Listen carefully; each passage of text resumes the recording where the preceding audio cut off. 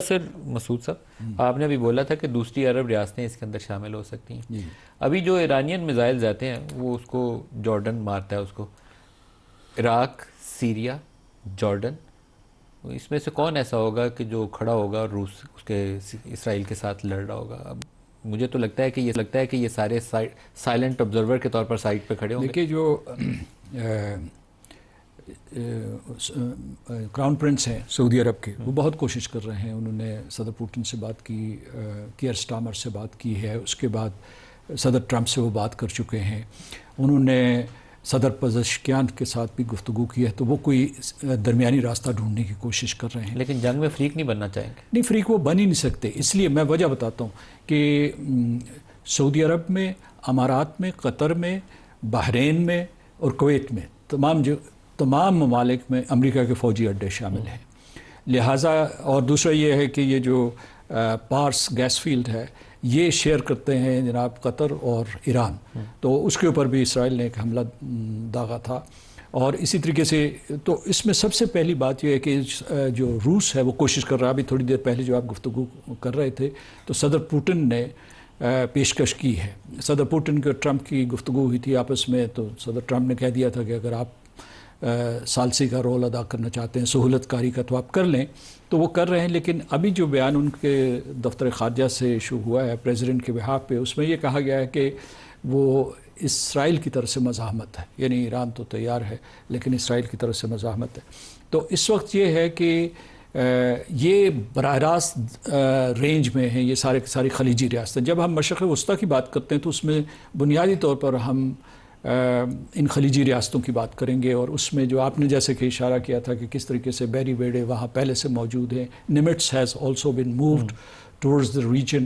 تو اس لیے بلڈ اپ تو ایک دم ہو گیا بہت زیادہ. اور امریکہ بھی صف آرا ہو گیا ہے، یعنی صرف معاون کے طور پر نہیں بلکہ متحارب کے طور پر، کامبٹنٹ کے طور پر سامنے آ گیا ہے. اب یہ ہے کہ انہوں نے وہ ایک دوسرے کے اوپر حملہ کرنا ہے یا نہیں کرنا. اچھا، ایک چیز جو میں اشارہ کرنا چاہتا ہوں، میں بار بار سفارتکاری کی طرف آتا ہوں تو ایسے اشارے ملے ہیں کہ یہ جو ایران کے وزیر خارجہ اراکچی اور دوسرے جو ہیں ان کے اسٹیو وٹکاف بہت جلدی اسی ہفتے کے ہی ملنے والے ہیں. آج کے لیے ٹرمپ نے بولا بھی ہے کہ وہ وٹکاف کو اور یا وائس پریزیڈنٹ کو بھیج بھی سکتے ہیں. جی کہ وہ راہ ہموار ہوئی ہے. لیکن جو ایران کے لوگ ہیں، ان کے جتنے بھی ریپرزنٹیٹیوز ہیں، وہ یہ کہہ رہے ہیں کہ وہ کہہ رہے تھے نا کہ آپ مذاکرات کے ذریعے یہ مسئلہ حل کیا جائے. تو ان کا تو ہم تو مذاکرات کی میز پہ بیٹھے ہوئے تھے. مسئلہ یہ ہے کہ مذاکرات کی جو باٹم لائن ہے، امریکہ کہہ رہا ہے کہ یورینیم کی افزودگی کو صفر کر دو. اچھا، جب کہ اگر میں نے شروع میں ذکر کیا تھا نیوکلیئر نان پرولیفریشن ٹریٹی کے آپ رکن ہیں، آپ اس کے ممبر اور سگنیٹری ہیں، تو آپ کا حق ہے وہاں اس کے مطابق آپ کا استحقاق محفوظ ہے کہ آپ جو ہے جوہری توانائی حاصل کر سکیں for electricity, for power generation. تو یہ ہے کہ میں آپ کے سوال کی طرف دوبارہ آتا ہوں کہ یہ جو خلیجی ریاستیں ہیں یہ اس وقت زد میں ہیں، اور اگر جنگ وسیع پیمانے پر چھڑ گئی تو یہ بھی میدان جنگ میں شامل ہو. کون سی ریاست شامل ہو جائے گی؟ ساری. آپ کو لگتا ہے یہ اس قابل ہیں کہ کھڑے ہو جائیں گے؟ وہ خود نہیں لڑیں گے، امریکہ وہاں سے لڑ رہا ہوگا، وہاں سے بیٹھ کے ان کی بیسس سے بیٹھ کے اٹیک کر رہا ہوگا. ایک بریک لے لیں، ہمارے ساتھ رہیے گا.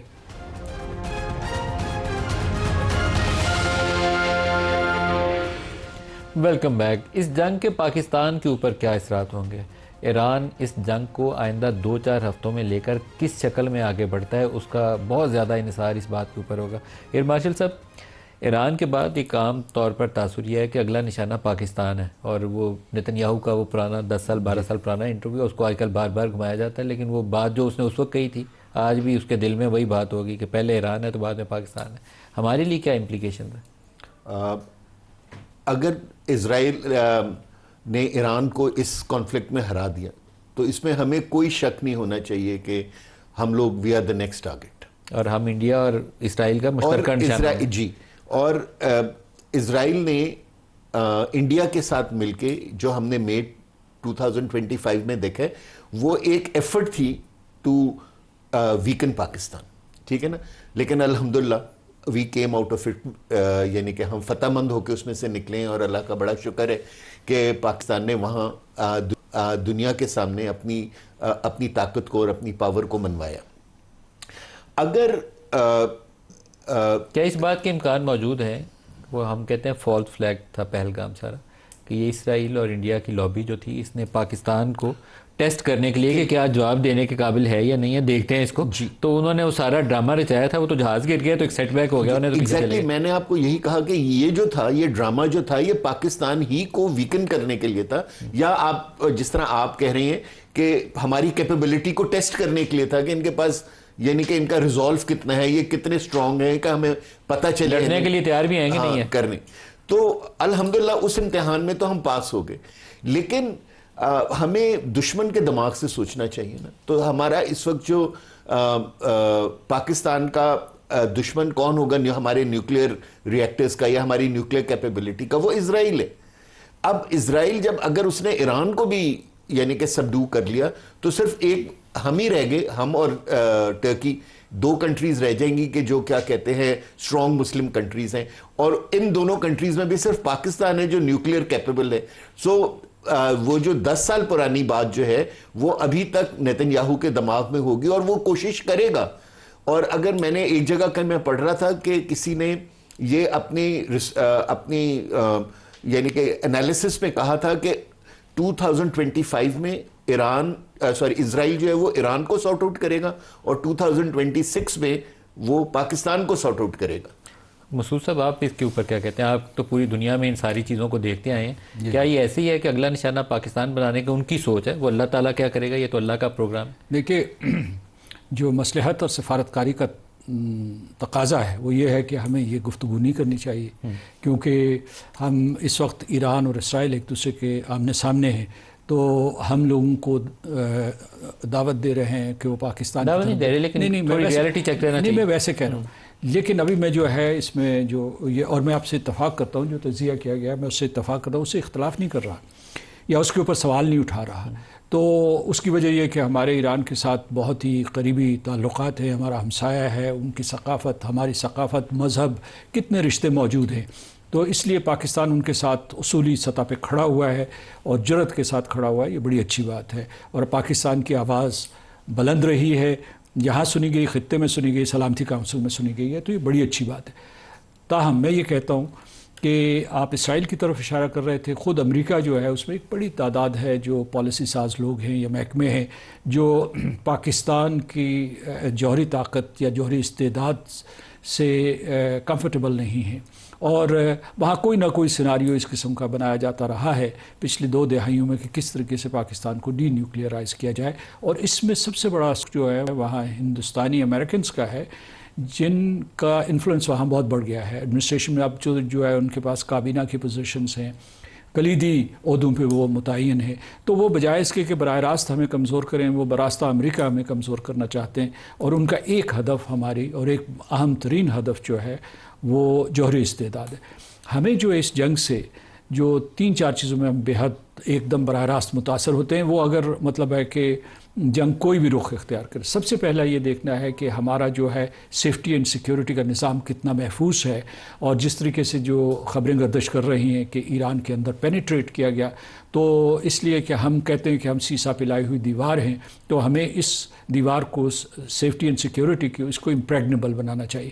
نہ صرف جو فزیکل پروٹیکشن ہے آف آر ایسٹس، جو ہمارے اثاثے ہیں، یا اس کے علاوہ جو ہمارے ڈیلیوری وہیکلز ہیں، یا جو ہماری سائبر وارفیئر پاور ہے، بلکہ اس کے ساتھ ساتھ جو ہمارا پورے کا پورا معاشرہ ہے، اسے جو ہے اس محفوظ و مامون کرنے کی کوشش ہے کہ وہ اس طریقے سے مدافعت کر سکے۔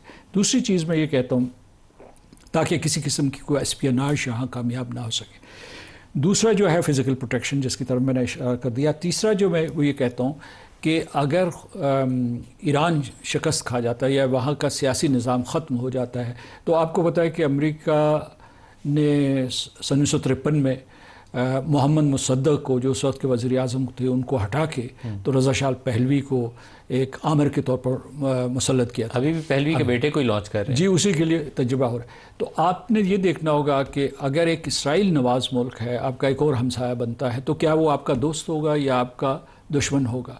اور اس کے علاوہ اسرائیل نواز اور امریکہ نواز، اور پھر جو ہے ایک اس سے بھی بڑی خطرے کی بات ہے کہ آپ کے خلیجی ریاستوں کے ساتھ بہت گہرے تعلقات ہیں۔ تو ایک سیناریو یہ بنتا ہے میں پچھلے 2-4 دنوں میں اس کے اوپر سوچتا رہا ہوں. میں سمجھتا ہوں کہ اس سے سب سے بڑا خطرہ پاکستان سے بھی زیادہ خلیجی ریاستوں کو ہے, کیونکہ اس وقت جو ہے سعودی عرب ایک بہت بڑی معاشی طاقت کے طور پر ابھر رہا تھا. انہوں نے جو اصلاحات کی ہیں تو اس نے پورے مشرق وسطیٰ کا معاشی اعتبار سے, دفاعی اعتبار سے سب سے بڑا ملک بن جانا تھا.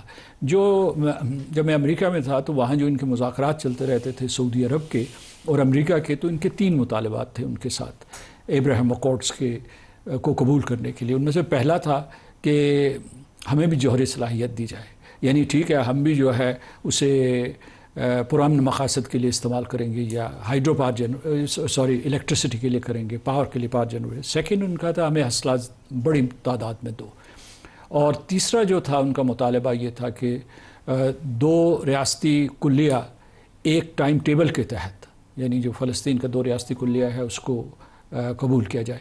اس میں سے جو پہلا امریکیوں کے لیے ناقابل قبول تھا, دوسرا وہ دینے کے لیے تیار تھے, تیسرا جو ہے اس کے لیے وہ کسی قسم کے کوئی کمٹ کرنے کے لیے تیار نہیں تھے. میرا آخری نقطہ اس میں ہے جو آپ نے سوال اٹھایا کہ گزشتہ برس آپ کو یاد ہوگا کہ بائیڈن ایڈمنسٹریشن نے ہمارے اوپر, ہمارے بعض انٹیٹیز کے اوپر جو دور مار ہمارے مسائل پروگرام ان کے حوالے سے ہمارے اوپر پابندی عائد کی. ہم نے بڑا احتجاج کیا تھا اور اس معاملے میں میں بھی ان کے ساتھ گفت و شنید میں رہا, کوئی گزشتہ 3 برس کی بات ہے. تو اس میں یہ ہے کہ فرض کیجئے کہ ہمارے آج کل تعلقات جو ہے مراسم امریکی حکومت کے ساتھ, صدر ٹرمپ کے ساتھ ذرا بہتر ہوئے ہیں. وہ ہندوستان پاکستان کی جنگ بندی کے تناظر میں یہ تعلقات بڑھے ہیں, کچھ اس کا پس منظر بھی ہے, کچھ پیچھے سے بھی چیزیں اچھی چلی آ رہی تھیں.